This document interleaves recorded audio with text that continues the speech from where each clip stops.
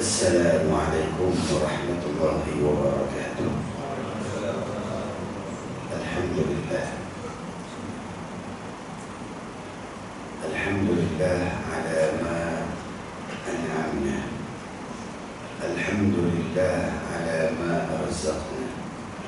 Alhamdulillah ala kulli halin. Khalaqna وأنعمنا وأرشدنا وأرحمنا ونسأل الله سبحانه وتعالى أن يديم هذه النعمة والرحمة والمغفرة إلى أن نلقى. نشهد أن لا إله إلا الله وحده لا شريك له ونشهد أن سيدنا محمدا عبده ورسوله. اللهم صل وسلم وبارك على سيدنا محمد وعلى آل سيدنا محمد. Apa khabar semua? Alhamdulillah. Kabarnya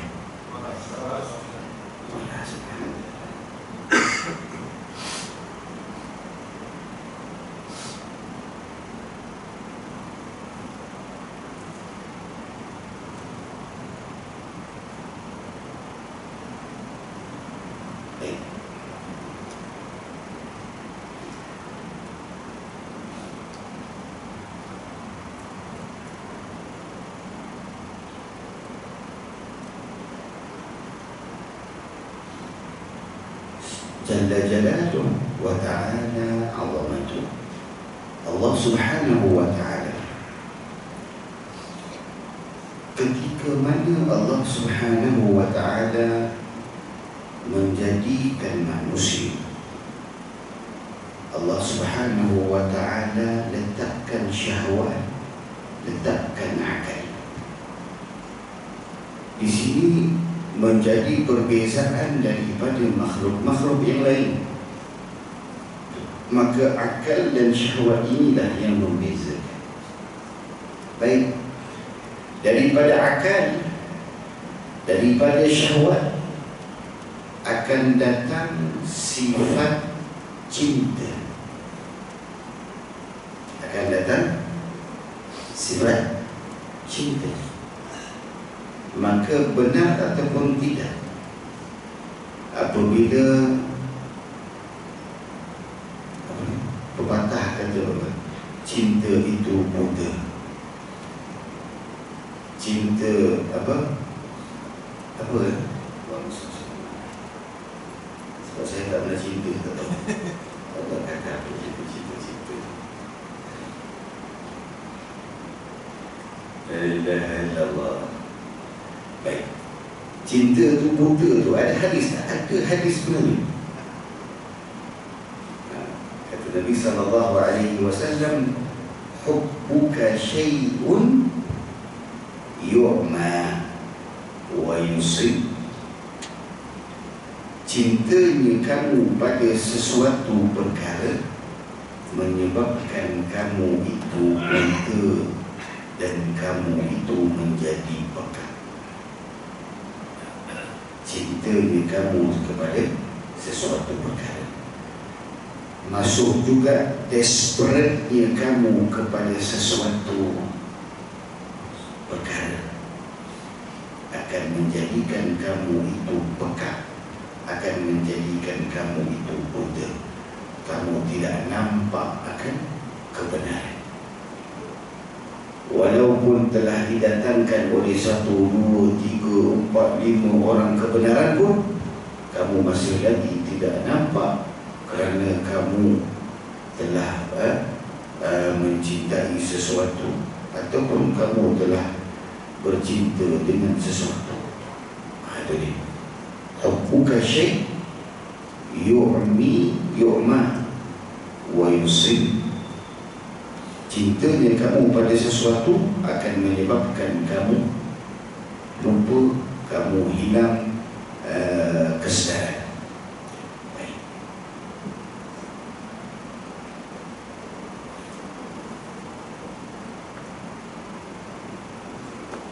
Sayyidina Ubay bin Ka'ab radhiyallahu ta'ala, Qurra Rasul sallallahu alaihi wasallam, yushhar bil Qurra, dia digelar sebagai qari. Wa huwa awwal, dia juga merupakan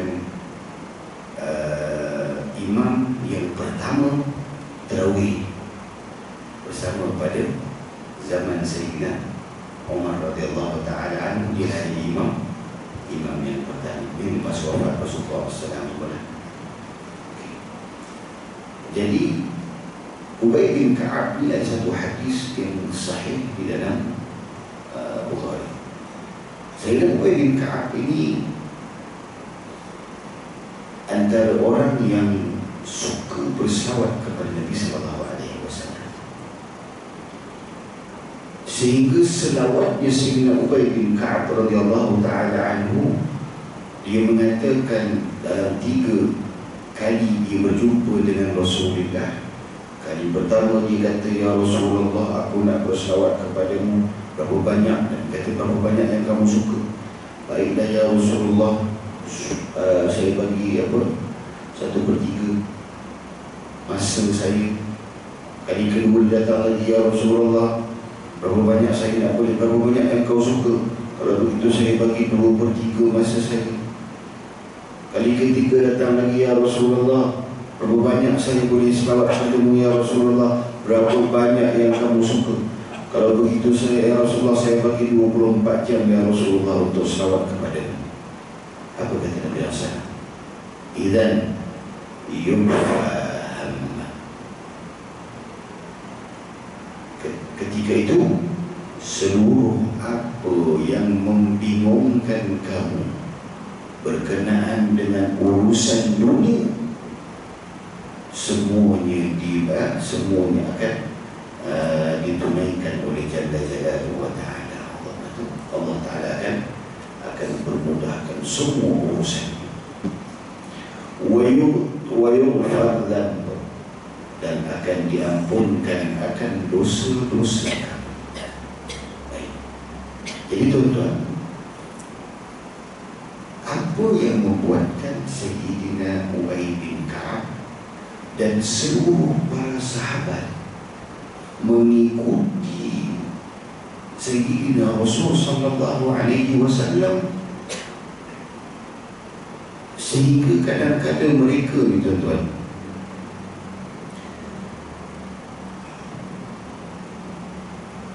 saya sedang buat buku baru, sunnah-sunnah wudu. Jadi semalam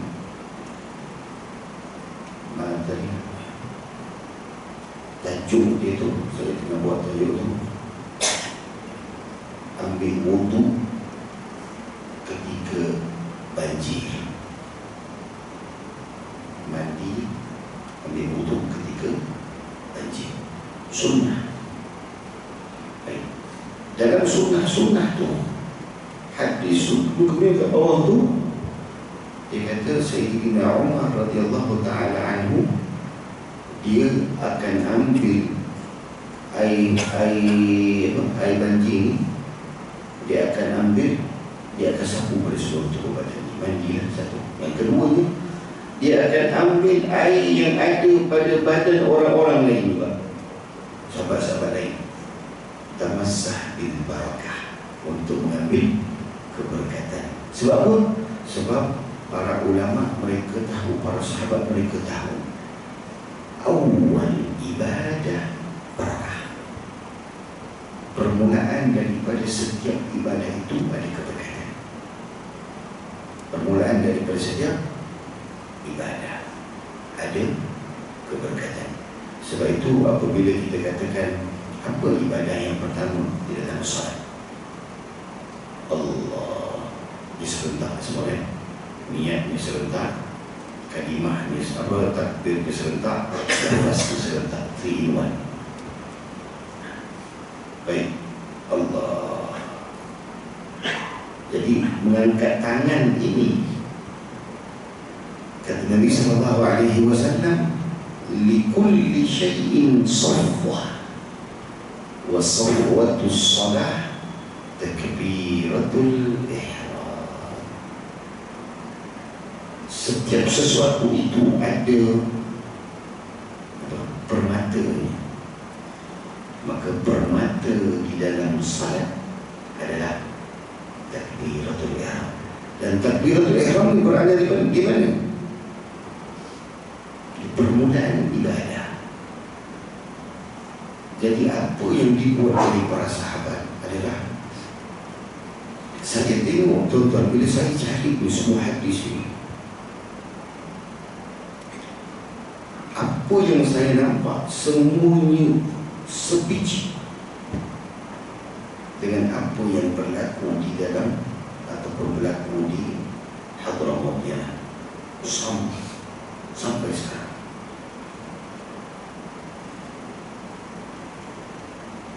Datang riwayat hadis Nabi sallallahu alaihi wasallam, Nabi sallallahu alaihi wasallam apabila dia memakai satu, katalah, selipar yang baru, apabila dia pakai selipar baru, semua sahabat akan meniru selipar mereka seperti seliparnya Rasulullah SAW.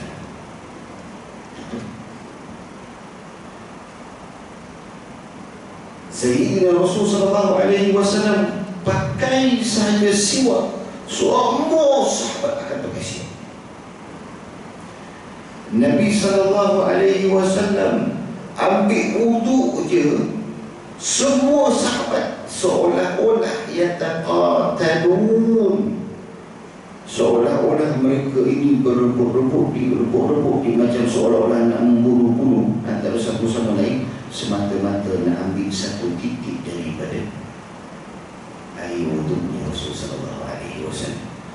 Dan Rasulullah, depan Rasulullah, Ummu Hani ni isterinya Abi Talib, kira mak saudara Rasulullah SAW. Jadi malam-malam Ummu Hani dia akan pergi dekat Rasulullah, dia akan ambil peluh Rasulullah SAW. Dia ambil dalam satu mangkuk kecil, ambil peluh Rasulullah SAW. Jadi Rasulullah kata apa dia Ummu Hani? Ya Rasulullah, aku ambil irik kamu ya Rasulullah, peluh kamu ya Rasulullah, untuk anak-anak aku nanti syifa, untuk berbuat penawar. Ini di zaman Nabi SAW. Kemudian para sahabat ni SAW, apa yang Nabi kata semuanya akan pergi itu. Itu Nabi SAW. Dan ini saya lihat ada di Tarim, di Hadramaut. Masya Allah. Apa yang saya perasan masa itu tahun 98,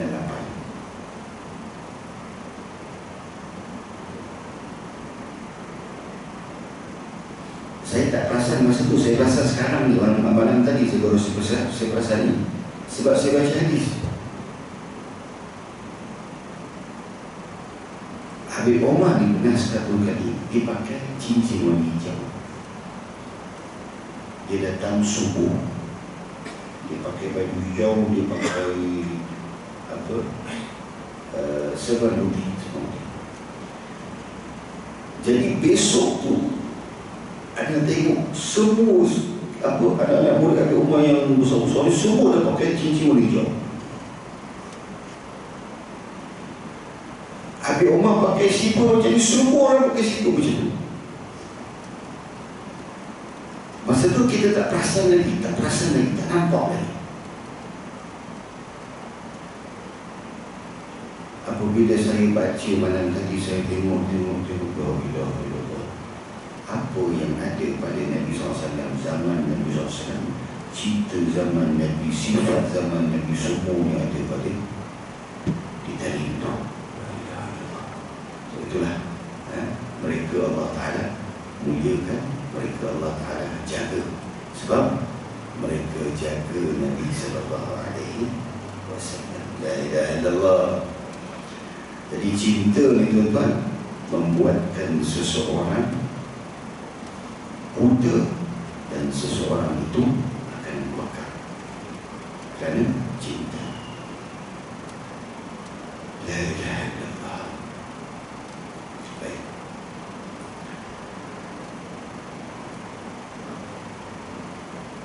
Kerana cinta menyebabkan kadang-kadang terjadi pertumpahan darah. Kita lihat di dalam peristiwa-peristiwa di Malaysia berapa ramai lelaki nak berkahwin dengan wanita ni, kemudian wanita ni dikahwinkan dengan orang lain, dia tak puas hati kerana cinta. Dia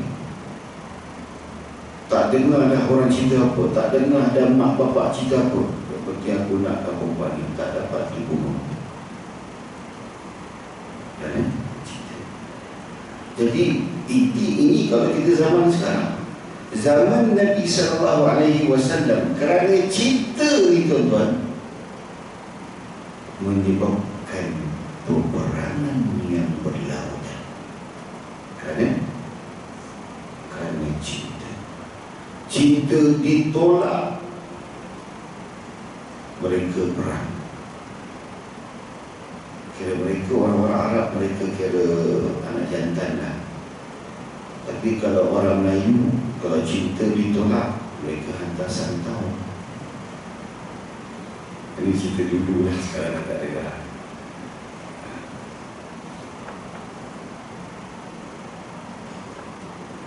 Jadi kita kira orang Melayu, kita tak apa jantan sangat lah, sebab kita main belakang ni jauh-jauh je. Orang Arab tak perang betul. Jadi bila berlaku sebabkan cinta,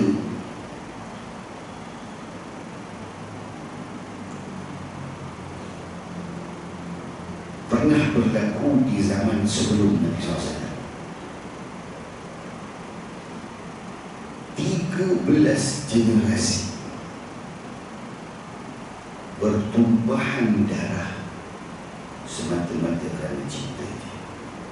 Cinta ini pada zaman 13 yang pertama tu. Tetapi dia punya berlarutan pembunuhan tu 13 generasi. Hanya kerana cinta. Jadi peperangan ini adalah salah satu daripada tipu daya. Sama ada peperangan itu datang pada hakikat perkara yang kita nampak secara jelas, seperti apa yang berlaku sekarang ini di Palestin. Kita nampak dengan jelas. Baik. Ataupun peperangan yang kita tidak nampak, tapi kita mengetahuinya apabila kita sedang salat Allahu Akbar.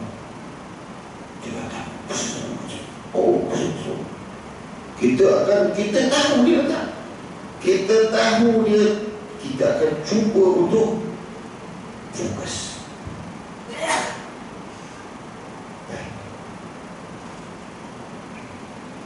Peperangan juga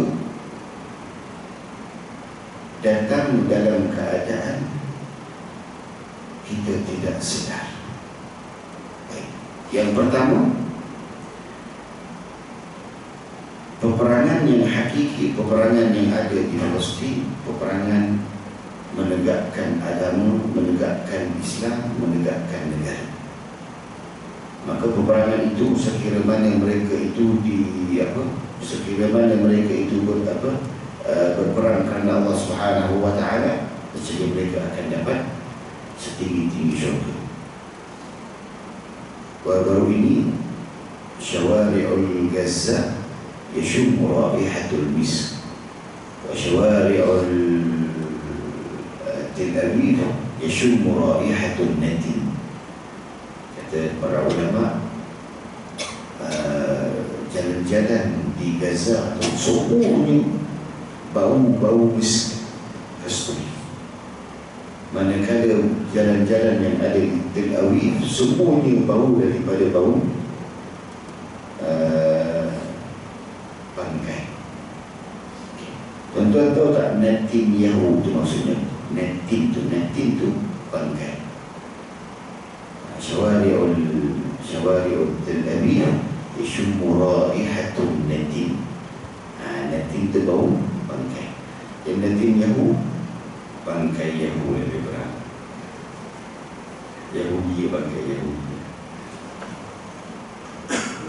Baik, itu tambahan saya lah. Kemudian apabila peperangan hakiki itu yang situ, peperangan yang kedua adalah peperangan yang mana kita sedang berlumba, sedang berperang dengannya. Dan ini yang disebut oleh Nabi SAW ketika mana para sahabat pulang daripada peperangan, kemudian solat asar Nabi kata, jom kita pergi perang lagi. Ya Rasulullah, kita baru je balik perang ya Rasulullah. Kita nak pergi perang. Perang ini lebih besar daripada perang sebelumnya. Perang apa ya Rasulullah? Perang nafsu. Perang nafsu. Yang ketiga, peperangan dengan sesuatu yang kita langsung tidak tahu keberadaannya. Ini adalah peperangan kepada orang yang suka benci kepada kita. Biasanya apa? Peperangan ini peperangan dong biasa kita katakan sihir lah, apalah, santau lah, apa sebab. Kita tengok Nabi SAW sebutkan di dalam hadis, al-harbu khid'ah. Khud'ah dalam hadis dia kata khud'ah, ada dalam hadis kata khid'ah. Al-harbu khud'ah. Peperangan itu merupakan tipu daya ataupun adalah tipu daya. Peperangan yang pertama, semua akan ada seseorang daripada satu pihak yang akan mengeluarkan semua tipu daya ini.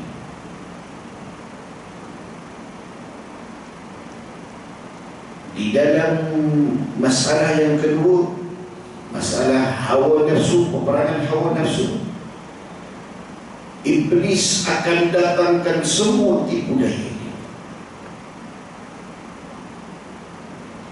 Di dalam masalah yang ketiga, sihir dan sebagainya, jin iblis akan datangkan semua tipu daya.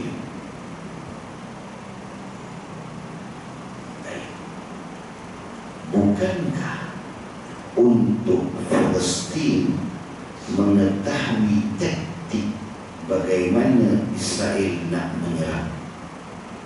Bukankah bagi Palestin untuk mengadakan dinding, mengadakan pelindung diri untuk menyahut tentera-tentera yang akan datang? Artinya dia perlu tahu taktik untuk perang. Betul? Nombor dua macam tu juga. Apabila kita nak berperang dengan nafsu, kita kena tahu juga bagaimana taktik-taktik syaitan di dalam mengusik nafsu tadi. Barulah kita tahu bagaimana nak mendidik diri kita. Setuju atau tidak?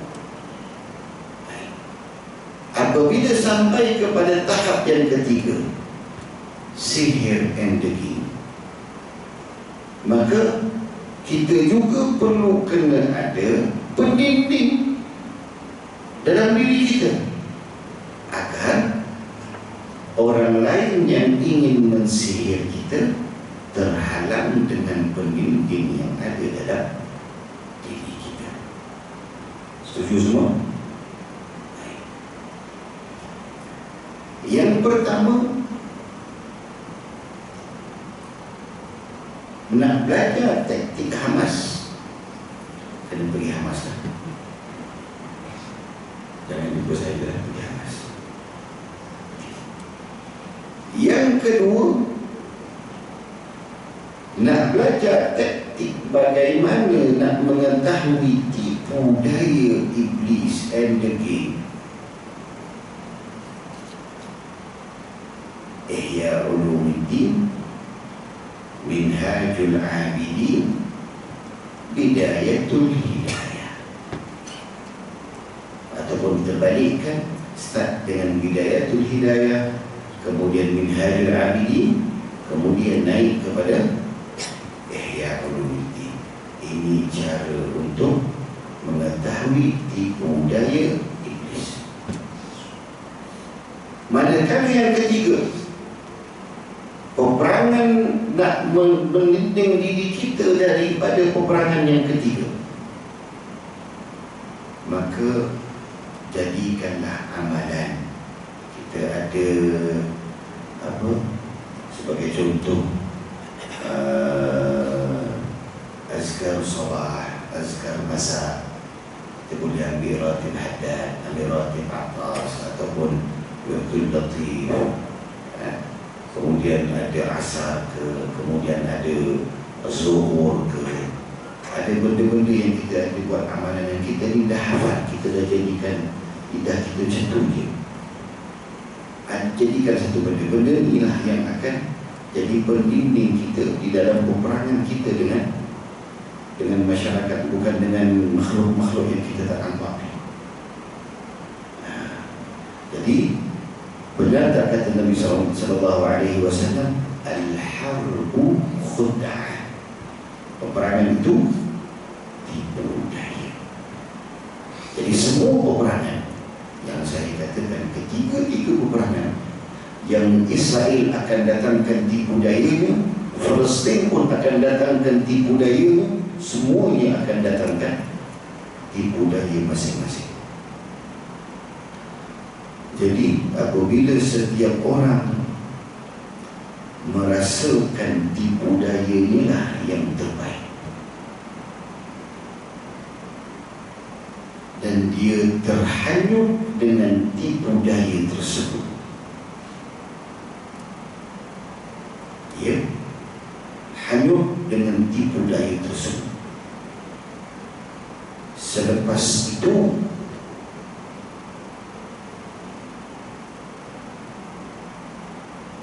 dia bertaubat. Lepas dia bertaubat, dia menjadi manusia sebaik-baik manusia. Dia menjadi manusia yang paling malu dengan Allah, malu dengan manusia, malu dengan masyarakat, malu untuk melaksanakan kejahatan.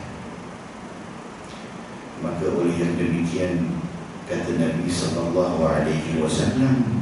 al-haya'u khairu kullu. Malu itu adalah sebaik malu itu adalah keseluruhan kebaikan. Maksudnya apa? Semua baik itu ada pada malu. Kalau kamu ada sifat malu, niscaya kamu akan ada kebaikan di dalam diri kamu. Para hadirin dan hadirat yang dirahmati Allah Subhanahu wa Ta'ala, ramai yang saya jumpa, mereka kata, Ustaz, saya dah buat begini, Ustaz, saya dah buat begini, saya dah buat begini, saya dah buat begini, gini. Saya nak bertaubat. Tak ada masalah, silakan amalkan, teruskan istiqamah dalam apa yang kamu lakukan. Tetapi tuan-tuan, perhatikan, dan jangan sekali-kali kita merasa lebih senang. Tidak.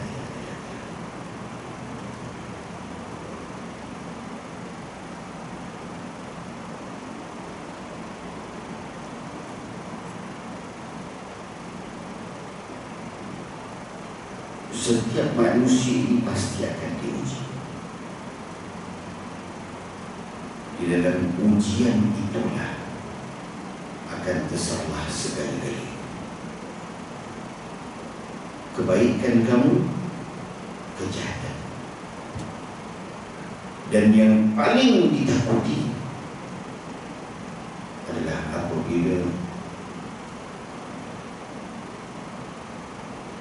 yang dikeluarkan oleh Allah Subhanahu wa Ta'ala ataupun yang diuji oleh Allah Subhanahu wa Ta'ala adalah pada saat-saat yang terakhir daripada hidup kita. Itu yang paling kita tahu. Kita tak tahu sekarang ni tuan-tuan, kita salah, kita still have ada masa untuk kita bertaubat. Kita salah, kita ada masa untuk taubat. Kita datang masjid, setiap khutbah akan mengampunkan dosa, akan meninggikan darjat. Tapi apabila last punya exam, masa tu kita fail, that one have no regret.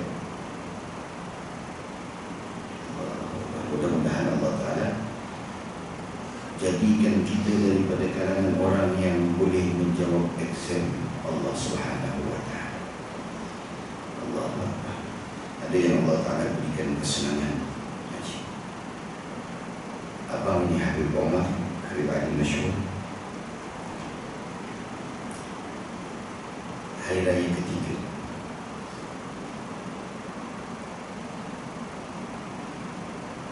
di Hadramaut. Hari raya pertama macam biasa, hari raya kedua diorang dah puasa balik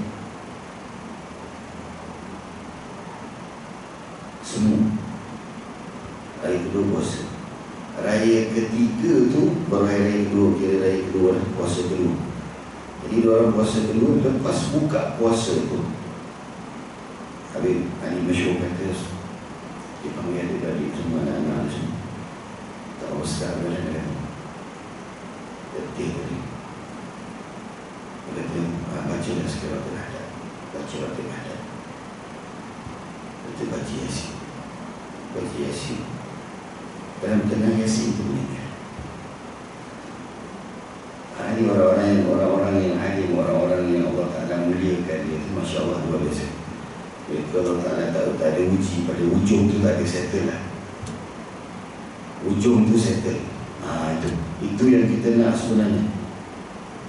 Dia masalah kalau ujung tu kena uji. Bila Allah, mudah-mudahan Allah Ta'ala selamatkan kita. Jadi para hadirin dan hadirat yang dirahmati Allah Subhanahu wa Ta'ala, al-haya khairu kullu, malu itu adalah kebaikan kepada seluruh manusia. Setiap manusia kalau ada sahaja sifat malu dalam diri, nescaya dia akan menjadi sebaik-baik manusia.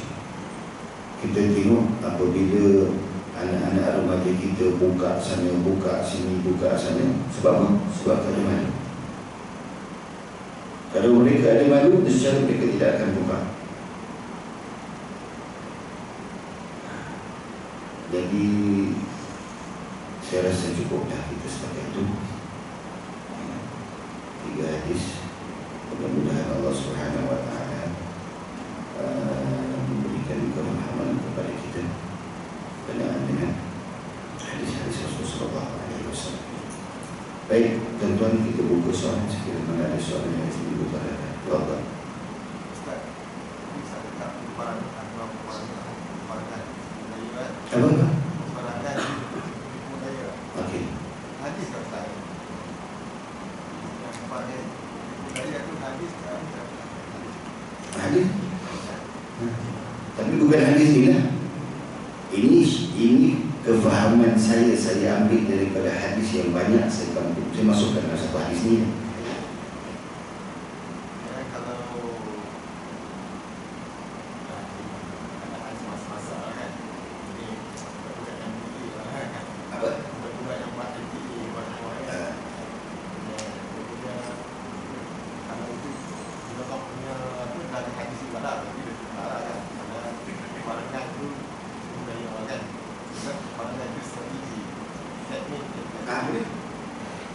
Strategi boleh, tipu daya boleh. strategi ini kira lebih kepada umum lah, secara dia boleh masuk technical, management, semua sekali kan. Planning boleh, tak masalah. Tapi dalam keadaan macam semasa Palestin, sebab sekarang ni bila kita ada WhatsApp lah apa semua kan, dia bila yang kontak dengan Hamas tembak tanks Israel kan, jadi nampak tu macam bukan tu lebih kepada usaha, bukan sebagai bantuan dari bantuan Allah kan. Ada jawapan apa bukan soalan kan, sebab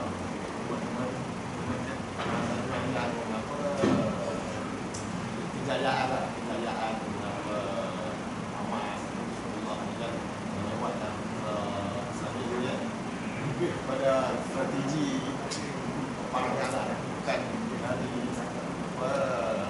bantuan dari Allah. Macam okey lah, macam ni lah. Sayyidina Rasul sallallahu alaihi wasallam pergi ke Badar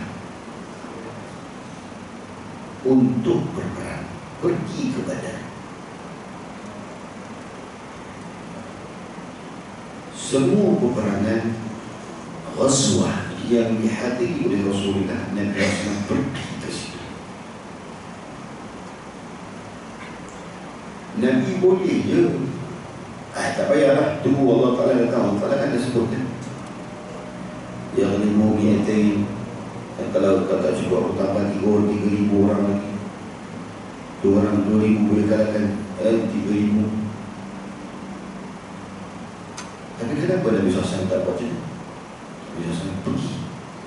Artinya kena ada usaha, baru ada, kemudian tawakal, baru datangnya pertolongan. Jadi Hamas pun tak ada tunggu je. Ya Allah, bila kau turunkan apa, putih ke kan, soruh ke, plastik apa, missile ke apa, bila kau turunkan. Tapi berlaku dalam peperangan ni banyak peristiwa, banyak sangat peristiwa. Mujahid ni dia dengar suara tembak sekarang, tembak kena pokok, boom, meletup terus, tank semua. Jadi siapa yang bagi suara? Benar-benarnya datang daripada Allah SWT. Jadi usaha dulu.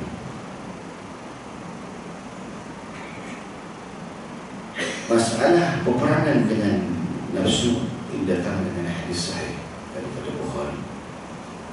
Dan Rasulullah kata apabila balik daripada perang, dia kata kita akan pergi perang sekali lagi. Perang dengan Rasulullah, perang nafsu lebih besar daripada perang yang kita perang tadi.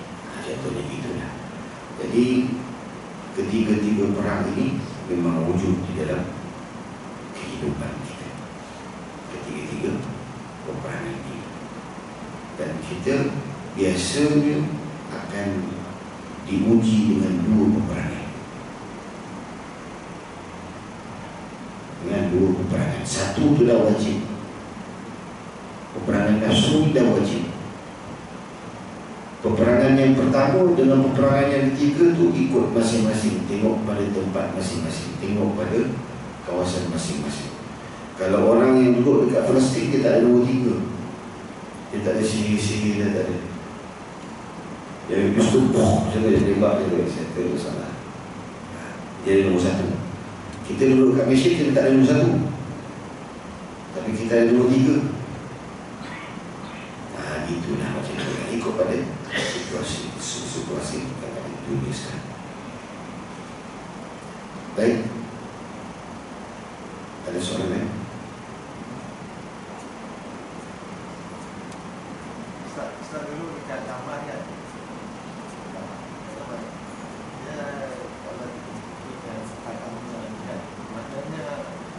properti Yaman pun dah sekarang. Kalau properti ini dah dekat Cina betul. Tapi dia orang lebih ke depan kepada kita yang Sunni dan sebelah sana. Dia macam ni, dia semuanya semua dekat situ, semua orang ada kepentingan, semua negara ni semua ada kepentingan. Yang ni ada ni, ada minyak ni, beli kat minyak, macam-macam, semua ada kepentingan masing-masing. Jadi semua ni pengecut.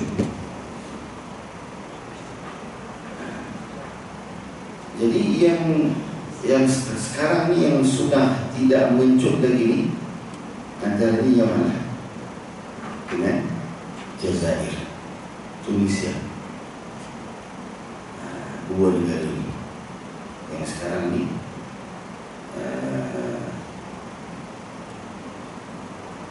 yang sedang memberontak. Dia nak pergi masuk kepada Rusia pula sekarang. Tak apalah, pergilah lawan. Di macam mana pun lawan, kita tak biarkan berlaku. Kita pun tetap akan hidup kat sini. Kita pun akan teruskan hidup kita. Dia berlawan, kita pula lupa nak solat. Dia lawan, kita pula lupa nak pergi buat ibadat. Dia lawan, kita pula nak lupa. Apa faedah? Jadi pernah sekali itu seorang Badui tanya dengan Rasulullah, "Ya Rasulullah, mata sa'ah, bila kiamat?" Kata Nabi SAW, "Kau biar betul. Okeylah, aku tanya kau soalan. Apa yang telah kau sediakan untuk kiamat?" Kami kabul. Si Badui itu menjawab. Jadi sekarang ni kita cerita pasal akhir zaman, nak masuk kiamat, nak apa, Mahdi nak keluar apa semua kan. Apa yang telah kamu prepare for it? Wallahu a'lam. Baik, kata soalan. Jadi kalau saya ada sikit pada teman-teman, kalau siapa-siapa yang nak membantu untuk mencetak kitab, bolehlah memberikan sumbangan kepada pihak masjid. Itu saja. Wallahu a'lam. Baik, itu saja. Bismillahirrahmanirrahim. Rabbana wa'ana bima 'allamtana wa qi a'limna alladhi yanfa'una rabbi waqina wa qi ahlana wa qarabatin lana aydina ma'a ahli al-qutri untha wa dhakar. رب وفقنا ووفقهم لما ترضي قولا وفعلا كرما وارزق الكل حلالا دائما واخلا اتقياء علما نحظى بالخير ونتبع كل شر. ربنا واصلح لنا كل الشؤون واكرا بالرضا منك العيون واقض عنا ربنا كل الديون قبل ان تاتينا حسن المنون واغفر واستر انت اكرم من ستر. وصلاة الله تغشى المصطفى من إلى الحق دعانا من وفى بكتاب فيه للناس شفاء وعلى الآل كرام الشرفاء وعلى الصحب مصابيه الغرام. اللهم اهدنا بهداك واجعلنا ممن يسارع في رضاك ولا تولنا وليا سواك ولا تجعلنا ممن خالف أمرك وعصاك. وحسبنا الله ونعم الوكيل ولا حول ولا قوة إلا بالله العلي العظيم. سبحانك اللهم وبحمدك أشهد أن لا إله إلا أنت أستغفرك وأتوب إليك. بسم الله الرحمن الرحيم. والعصر إن الإنسان لفي خسر إلا الذين آمنوا وعملوا الصالحات وتواصوا بالحق وتواصوا